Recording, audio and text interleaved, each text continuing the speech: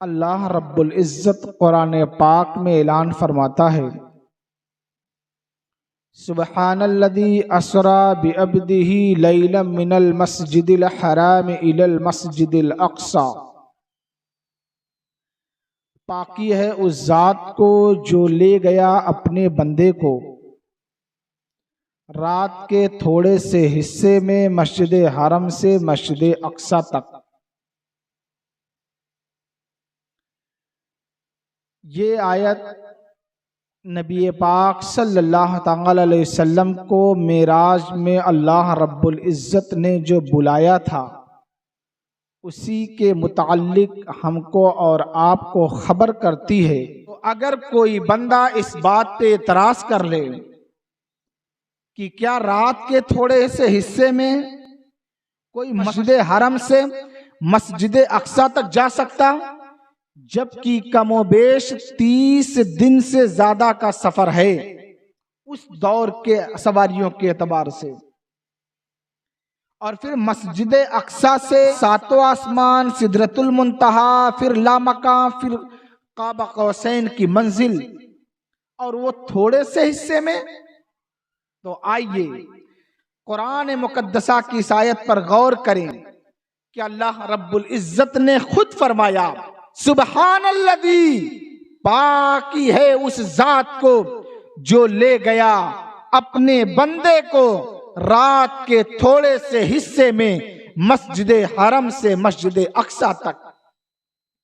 اب پاکی سے کیا مراد؟ یعنی رب تبارک و تعالی کی ذات ہر عیب سے، ہر نقص سے، ہر کمی سے، ہر عیب سے پاک ہے، یعنی اس کی قدرت میں کوئی کمی نہیں، اس کے عطا میں کوئی کمی نہیں، اس کی ذات میں کوئی کمی نہیں، اس کی ذات میں کوئی عیب بھی نہیں ہے، ہر عیب و نقص سے رب تعالی پاک ہے۔ یہی پاکی کا اشارہ قرآن نے کر دیا۔ اب جب کوئی بندہ معراج کے تعلق سے اعتراض کرے تو آپ اسے بتا سکتے ہیں، جو رب ذوالجلال حضرت آدم کو بغیر ماں باپ کے پیدا کر دیا ہے، جو رب ذوالجلال حضرت عیسیٰ کو بغیر باپ کے پیدا کر دیا ہے، جو رب ذوالجلال حضرت عزیر علیہ السلام کو 100 سال کے بعد دوبارہ اٹھا دیا ہے، جو رب ذوالجلال اصحاب کہف کو 300 سال سے زیادہ عرصے کے بعد زندہ دوبارہ اٹھا دیا ہے، جو رب ذوالجلال اپنی قدرت سے روحوں کو ہمارے جسم میں رکھتا ہے، پھر جب چاہتا ہے اسے نکال لیتا ہے، جو رب ذوالجلال ساری قدرتوں کا مالک ہے، وہ رب ذوالجلال یقیناً میرے محبوب کو رات کے تھوڑے سے حصے میں مسجد حرم سے مسجد اقصی بھی لے گیا ہے، اور پھر مسجد اقصی سے لامکان تک سیر بھی کرا دیا ہے۔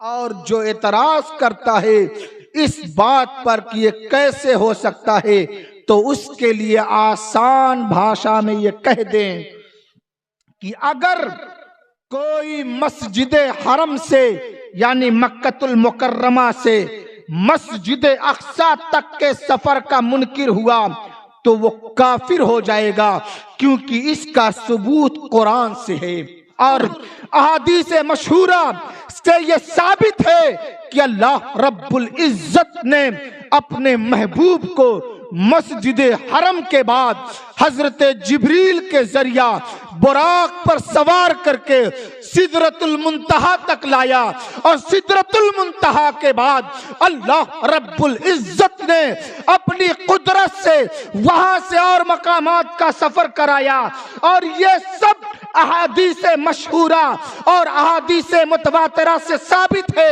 جو اس کا انکار کرے اسے آپ بتا دیجئے گا کہ وہ شخص گمراہ ہو گیا ہے۔ یعنی اگر معراج کا انکار یہاں سے وہاں تک حرم سے اقصی تک کیا تو کافر، اور اقصی کے بعد جبریل علیہ السلام کے ساتھ سدرہ کے بعد لامکان، پھر وہ منزل جہاں ثم دنا فتدلی فکان قاب قوسین کی منزل تھی، وہاں پہنچنے تک کا انکار کیا تو گویا وہ شخص گمراہ ہو گیا ہے۔ اب آئیں آپ کو میں بتاؤں پیغمبر اعظم صلی اللہ تعالی علیہ وسلم کو اللہ رب العزت نے مختلف روایتوں کے مطابق 27 رجب کی رات میں اپنا دیدار کرایا، یعنی سفر معراج پر بلایا۔ حضور علیہ السلام نبوت کے اعلان کے 12ویں سال معراج کا سفر کرتے ہیں۔ نبوت کے اعلان کے بعد 12ویں سال یعنی 12واں سال چل رہا تھا، پیغمبر اعظم صلی اللہ تعالی علیہ وسلم نے معراج کے تعلق سے بتایا۔ مگر آؤ آپ غور کرو، پیغمبر اعظم کو اللہ رب العزت نے بے شمار معجزات دیا، بے شمار معجزات۔ سارے پیغمبر جو اس زمین پر آئے کم و بیش 1,24,000 انبیاء کرام جو اس زمین پر آئے، ان میں سے جن پیغمبروں کو جو معجزات اللہ نے عطا کیا، ان سارے پیغمبروں کے معجزات کو تنہا پیغمبر اعظم صلی اللہ تعالی علیہ وسلم کو عطا کر دیا۔ اور جامع المعجزات کا خطاب پیغمبر اعظم کے بارے میں کتابوں میں مذکور ہے۔ مثلاً حضرت عیسیٰ علیہ السلام نے مردے کو زندہ کیا، حضور نے بھی کیا۔ حضرت عیسیٰ علیہ السلام نے پرندہ بنایا مٹی کا اور اس میں پھونک دیا، وہ زندہ ہو کر کے چلنے لگا۔ تو اللہ کے رسول نے پتھروں کو کے اندر جان پیدا کیا کہ پتھروں نے پیغمبر اعظم کا کلمہ پڑھا ہے، درختوں نے پیغمبر اعظم کا کلمہ پڑھا ہے، پرندوں نے پیغمبر اعظم کی نبوت کا اقرار کیا ہے، جانوروں نے رسول اعظم کی نبوت کا اقرار کیا ہے۔ اور یہی تک نہیں، انگلی کے اشارے سے نبی نے چاند کا 2 ٹکڑا کر دیا ہے، انگلی کے اشارے سے ڈوبے ہوئے سورج کو پلٹا دیا ہے، اور انگلی کے اشارے سے پانی کو پانی جاری کر دیا ہے، اور آپ نے اپنے لعاب دہن سے کھارے کنویں کو میٹھا کر دیا ہے۔ اور بھی بہت سے معجزات ہیں، مگر سارے معجزات پیغمبر اعظم کو جو حاصل ہیں یہ یقیناً معجزات ہیں، اور سب مانتے ہیں کہ معجزات ہیں۔ مگر آؤ آپ کے علم میں اضافہ کرنے کے لیے بتاؤں، پیغمبر اعظم کو 2 معجزہ سب سے عظیم عطا کیا گیا، جو حضور علیہ السلام کے عظیم شایان شان معجزہ مانا جاتا ہے، اور وہ 2 معجزہ ہے قرآن مقدسہ اور اللہ رب العزت کا دیدار مبارک۔ پہلا قرآن، یہ معجزہ عظیم ہے جو حضور کے شایان شان، اور دوسرا معجزہ اللہ رب العزت کا دیدار ہے جو حضور کے شایان شان ہے۔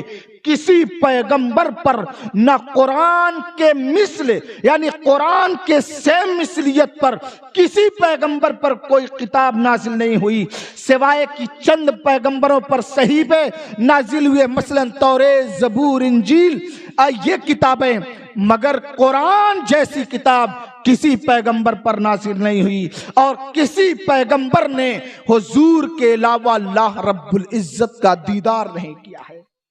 تو یہ میرے حضور کا کمال ہے، حضور کی شان ہے کہ حضور علیہ السلام کو اللہ رب العزت نے اپنا دیدار کرایا۔ مگر آئیے حدیث مشہور ہے کہ اللہ کے رسول صلی اللہ تعالی علیہ وسلم نے ارشاد فرمایا کہ میں اپنے پھوپھی ام ہانی کے گھر آرام فرما رہا تھا کہ حضرت جبریل آئے اور مجھے جگایا، اور جگا کر کے مجھے حتیم کعبہ میں آرام کرنے کے لیے کہا۔ کہاں؟ کعبہ شریف کے حتیم میں۔ اور آپ جب کعبہ کے حتیم میں آرام فرما رہے تھے تو اب جب اللہ رب العزت کا حکم آنا تھا، جبریل تو اللہ کے حکم کے پابند ہیں، کب کیا کرنا ہے یہ جبریل جانتے ہیں، اور جبریل کو بتانے والا رب جانتا ہے۔ اللہ کے رسول کو حضرت جبریل بیدار کرتے، آپ اٹھے اور آپ کے سینے مبارک کو چاک کیا، اور چاک کیا تو سونے کا تشت لایا، اس سونے کے تشت میں حضور علیہ السلام کے قلب اطہر کو رکھا، اور آب زمزم سے قلب اطہر کو دھلا، اور دھلنے کے بعد پھر اللہ رب العزت کے حکم سے حضرت جبریل نے وہ قلب اطہر حضور کے سینے میں رکھا اور اوپر سے اشارہ کیا تو نو آپ کا سینہ مبارک صحیح ہو گیا۔ پھر اللہ کے رسول صلی اللہ تعالی علیہ وسلم کے لیے حضرت جبریل علیہ السلام براق جیسی سواری لاتے ہیں اور براق جیسی سواری حاضر ہے۔ اللہ کے رسول سے عرض کرتے یا رسول اللہ آپ اس پر سوار ہو جائیے۔ اللہ کے رسول اس پر سوار ہوتے ہیں اور پھر یہ سفر طے ہوتا ہے۔ رات کے تھوڑے سے حصے میں حضرت جبریل حضور علیہ السلام کو مسجد حرم سے لے کر کے مسجد اقصی کا سفر کرتے ہیں۔ مسلم شریف کی حدیث مبارکہ ہے کہ اللہ کے رسول صلی اللہ تعالی علیہ وسلم نے ارشاد فرمایا جب میں جبریل کے ساتھ سفر کر رہا تھا تو میں نے دیکھا پہاڑوں کے درمیان حضرت موسیٰ کی قبر مبارک تھی اور حضرت موسیٰ اپنی قبر میں نماز پڑھ رہے تھے۔ کیا دیکھا؟ حضرت موسیٰ اپنی قبر میں نماز پڑھ رہے تھے۔ یہاں سے پتہ چلا کہ پیغمبران اسلام زندہ بھی ہیں اور اللہ رب العزت کے اذن سے قبروں میں عبادت بھی کر رہے ہیں۔ یہ اللہ رب العزت کی طرف سے انہیں قدرت عطا کی گئی۔ پھر آپ مسجد اقصی پہنچے اور مسجد اقصی جب آپ پہنچے تو سب پیغمبران اسلام وہاں جمع ہوئے اور حضرت جبریل علیہ السلام نے اللہ کے رسول صلی اللہ تعالی علیہ وسلم سے عرض کیا یا رسول اللہ آپ امامت کیجئے۔ اللہ کے رسول صلی اللہ تعالی علیہ وسلم وہاں سارے پیغمبروں کی امامت کرتے ہیں، یعنی امام کی حیثیت سے کھڑے ہوتے ہیں اور نماز پڑھاتے ہیں۔ سارے پیغمبروں میں بعض پیغمبروں نے خطبہ بھی دیا اور سب سے آخر میں اللہ کے رسول صلی اللہ تعالی علیہ وسلم نے بھی اللہ کی حمد بیان کی، اللہ کی کبریائی بیان کی۔ اس کے بعد اپنے بارے میں بتایا، قرآن کے بارے میں بتایا جو نزول کے سلسلے جاری ہو چکے تھے۔ ان خطبوں کے بعد پھر حضرت جبریل علیہ السلام اللہ رب العزت کے حکم سے مسجد اقصی سے باہر نکلتے ہیں اور مسجد اقصی کے بعد پھر اللہ کے رسول صلی اللہ تعالی علیہ وسلم کو لے کر کے پہلے آسمان پر، دوسرے آسمان پر، تیسرے آسمان پر، اس طرح سفر کرتے کرتے آپ حضور علیہ السلام کو لے کر کے سدرۃ المنتہا کے مقام پہ پہنچتے ہیں اور سدرہ پر پہنچ کر کے عرض کیا یا رسول اللہ اگر میں بال کے برابر بھی اب آگے بڑھا تو اللہ کی تجلی میرے پر کو جلا کر راکھ کر دے گی۔ اب دیکھیں حدیث مبارکہ میں آتا ہے کہ حضرت جبریل علیہ السلام نے خود عرض کیا یا رسول اللہ صلی اللہ تعالی علیہ وسلم میری ایک تمنا ہے کہ کل قیامت کے دن جب آپ کی امت پل صراط سے گزرے تو میں آپ کے امت کے گزرنے سے پہلے پل صراط پر اپنا پر بچھانا چاہتا ہوں اور میں اس کی اجازت چاہتا ہوں کہ آپ مجھے اللہ رب العزت کی بارگاہ سے اجازت لے کر کے خبر کر دیں۔ اللہ کے رسول نے فرمایا ٹھیک ہے۔ سوچیں جبریل علیہ السلام بھی اللہ کے رسول صلی اللہ تعالی علیہ وسلم کا مقام دیکھ کر کے کہ اب جب سدرہ سے آگے میں بھی نہیں جا سکتا تو یہاں سے آگے ان کو بلایا جا رہا ہے تو کیوں نہ ان کے صدقے ان کی امت کو بھی میں فائدہ پہنچا دوں، اور امت کے لیے جبریل یہ چاہتے ہیں کہ میں اپنا پر پل صراط کے اوپر بچھا دوں۔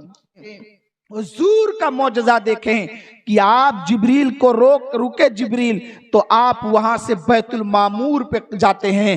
بیت المعمور کیا ہے تو حدیث اٹھا کے دیکھیں آپ کو پتہ چلے گا خانہ کعبہ کے بالکل سیدھے آسمان میں اللہ کا ایک مقام ہے، اللہ کا ایک گھر ہے جس کو بیت المعمور کہتے ہیں، اور اس گھر کا یعنی بیت المعمور کا طواف فرشتے وہاں کرتے ہیں۔ اللہ کے رسول نے بیت المعمور کے پاس فرشتوں کی بھی امامت کی ہے، اور پھر وہاں سے اللہ رب العزت اپنے قرب خاص میں بلاتا ہے، اور بلانے والا رب جانتا ہے وہ کیسے بلایا۔ بس قرآن کہتا ہے ثم دنا فتدلى فكان قاب قوسين او ادنى. پھر معراج کی رات میں رب کے جلوے کے قریب جب حضور علیہ السلام گئے تو اللہ کے رسول صلی اللہ تعالی علیہ وسلم کو اللہ نے بے شمار نعمتیں عطا فرمائی. جیسے انہیں علم ایسا عطا فرمایا، بعض علم آپ نے ظاہر کیا اور بعض علم آپ نے چھپا رکھا، کیونکہ ان علوم کو امت کا سینہ اور امت کا دماغ اس چیز کو سمجھ نہیں سکتا تھا. وہ باطنی علوم، وہ ظاہری علوم جو اللہ نے عطا کرنا چاہا پیغمبر اعظم صلی اللہ تعالی علیہ وسلم کو عطا فرمایا. پھر امت کو اللہ رب العزت نے، یعنی حضور کی امت کو اللہ رب العزت نے نماز جیسا تحفہ دیا. حضور کے واپسی پر حضور علیہ السلام جب واپس آ رہے تھے تو آپ کو 50 وقت کی نماز دی گئی. رسول سے حضرت موسیٰ نے کلام کیا، فرمایا یا رسول اللہ، اللہ نے آپ کو کون سا تحفہ آپ کی امت کو عطا کیا آپ کے ذریعہ؟ اللہ کے رسول نے فرمایا نماز. فرمایا کتنی؟ فرمایا 50 وقت کی. تو حضرت موسیٰ نے عرض کیا یا رسول اللہ، آپ کی امت 50 وقت کی نماز نہیں ادا کر سکتی، آپ جائیں اور کم کرائیں. تو 9 بار حضور علیہ السلام نے اللہ رب العزت کی بارگاہ میں حاضری دی اور نماز کو کم کرایا. پھر آخر میں حضرت موسیٰ نے کہا ایک بار اور جائیں. آپ نے فرمایا نہیں، 5 وقت کی نماز میری امت کے لیے اللہ رب العزت نے رکھ دیا ہے.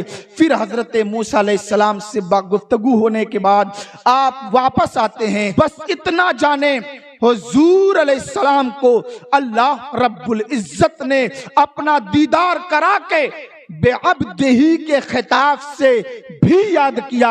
اس لیے حضور کے بارے میں کہا گیا سبحان الذی اسرا بعبدہ لیلا من المسجد الحرام الی المسجد الاقصی. پاک ہے وہ ذات جو لے گیا اپنے بندے کو رات کے تھوڑے سے حصے میں مسجد حرم سے مسجد اقصی تک. تو یہ جو بے عبد ہی ہے یہ بتا رہا ہے روح اور جسم کے ساتھ پیغمبر اعظم نے اللہ کا دیدار کیا ہے.